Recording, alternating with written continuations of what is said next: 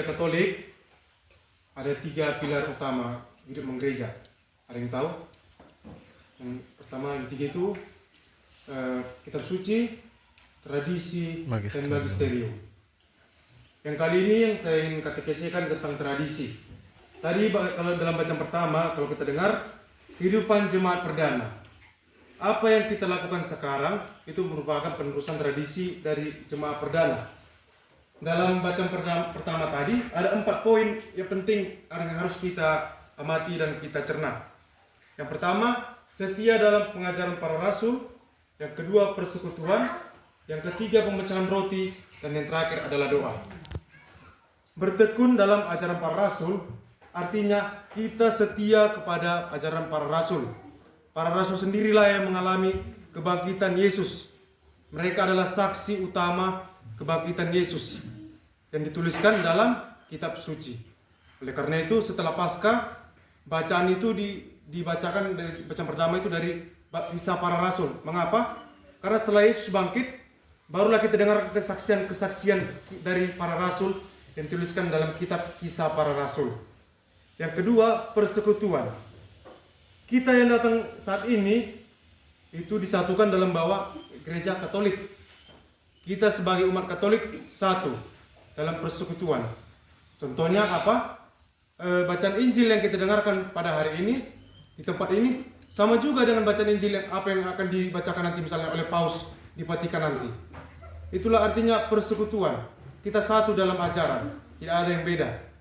Yang ketiga, pemecahan roti. Dikatakan tadi pada bacaan pertama tadi pemecahan roti. Apa artinya? Itulah Ekaristi yang kita teruskan sampai sekarang. Hanya tadi bacaan pertama dikatakan bahwa jemaat perdana melakukan pemecahan roti di rumah-rumah. Sekarang enggak lagi. Di gereja, di sasi kita inilah. Kalau ada misa pastor, disinilah kita melaksanakan pemecahan roti. Itulah Ekaristi. Umat berkumpul dengan imam untuk memuliakan Tuhan. Apa itu tujuan Ekaristi? Tujuan Ekaristi yang utama ialah pemuliaan Tuhan dan pengurusan umat. Umat memuliakan Tuhan dan Tuhan menguruskan umat dalam perayaan Ekaristi. Yang terakhir, doa. Doa merupakan kehidupan fundamental atau penting dalam kehidupan kita umat Katolik. Mungkin para Bapak Ibu, saudara-saudari sekalian sudah melakukannya pada Rabu malam. Itulah contohnya doa lingkungan. Doa lingkungan itulah yang salah satu contoh yang kita teruskan dari jemaat perdana. Jemaat perdana berkumpul dalam doa di rumah mereka masing-masing sebagai satu iman, satu harapan, dan satu kepercayaan kepada Yesus Kristus. Oleh karena itu, tradisi menjadi salah satu pilar penting dalam hidup gereja Katolik. Oleh karena itu, gereja Katolik memasukkannya dalam 3 pilar utama: tradisi, magisterium, dan kitab suci. Karena dengan tradisi kita menjaga warisan para rasul yang kita yakini sebagai suatu kebenaran, sebagai saksi utama hidup gereja ataupun kesaksian hidup Yesus.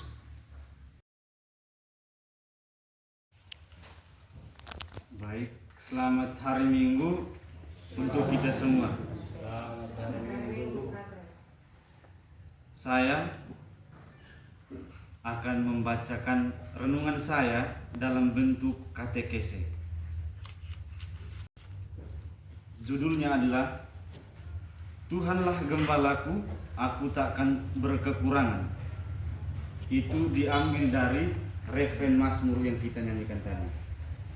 Bapak, Ibu, saudara-saudari terkasih, hari Minggu ini merupakan hari Minggu panggilan untuk kaum biarawan biarawati.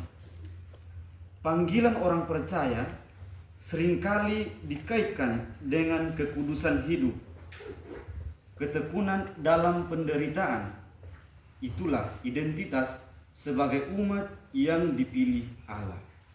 Bacaan pertama pada hari ini diambil dari Kisah Para Rasul.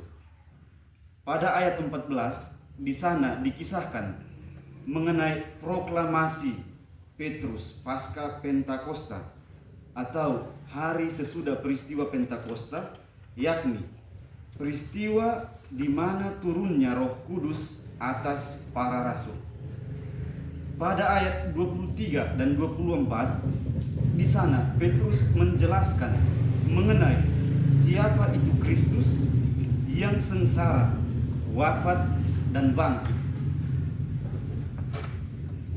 Dia yang diserahkan Allah menurut maksud dan rencananya telah kamu salibkan dan kamu bunuh oleh tangan bangsa-bangsa durhaka. Dilanjutkan, tetapi Allah membangkitkan dia dengan melepaskan dia dari sengsara maut, karena tidak mungkin ia tetap berada dalam kuasa maut itu. Namun pada perikop berikutnya, di sana Petrus menerangkan tentang Kristus yang wafat itu dan dihubungkan kembali dengan Daud tentang janji Mesias yang akan datang untuk membebaskan bangsa Israel dari keturunannya sendiri. Sebab Daud berkata tentang dia, "Aku senantiasa memandang kepada Tuhan, karena ia berdiri di sebelah kananku, aku tidak goyah. Sebab itu hatiku bersuka cita dan jiwaku bersorak-sorak. Bahkan tubuhku akan diam dengan tentram. Sebab engkau tidak menyerahkan aku kepada dunia orang mati, dan tidak membiarkan orang kudusmu melihat kebinasaan. Engkau memberitahukan kepadaku jalan kehidupan. Engkau akan melimpahi aku dengan sukacita dalam hadapanmu." Petrus dulunya menyangkal Yesus, kini berdiri dengan berani bersama ke-11 rasul untuk mewartakan tentang Yesus Kristus yang bangkit itu. Dalam peristiwa ini mau menunjukkan akan adanya transformasi batin yang total. Kita dipanggil untuk mewartakan kesaksian akan sengsara dan wafat Yesus Kristus. Panggilan ini ditegaskan oleh Rasul Petrus dalam bacaan kedua pada hari Minggu ini, yang mana seperti Petrus mulai bersaksi dari masa Pentakosta ketika ia berkhotbah dan banyak orang yang bertobat, dan berlanjut hingga masa penganiayaan di bawah Kaisar Nero, dan pada akhirnya ia mati sebagai martir Kristus dan bersukacita pada hari kematiannya. Petrus menekankan panggilan untuk setia berbuat baik dan bersabar saat menderita, karena ketidakadilan merupakan jalan untuk meneladani Kristus yang menderita tanpa membalas. Namun tak dapat dipungkiri bahwa saatnya dalam hidup kita pernah pergi meninggalkan Dia, seperti Petrus yang menyangkal atau menjauh dari dirinya. Meminjam perkataan Rasul Petrus, kita ini dahulu sesat seperti domba. Namun Tuhan mengingatkan kita akan besar kasih-Nya kepada kita, yang seperti gembala yang baik menyerahkan nyawanya bagi domba-dombanya. Paus Fransiskus mengatakan, untuk menyelamatkan domba yang hilang, yaitu kita semua tanpa terkecuali, Sang Gembala menjadi domba dan membiarkan dirinya dikorbankan untuk menanggung dan menebus dosa dunia. Dengan cara ini, Ia memberikan kepada kita hidup, yaitu hidup yang berkelimpahan. Bisa kita bandingkan dalam Yohanes bab 10 ayat 10. Misteri ini diperbarui dalam kerendahan hati yang mengejutkan, yakni di atas altar Ekaristi. Ketika kita merayakan Ekaristi, kasih Yesus sungguh tak terkalahkan.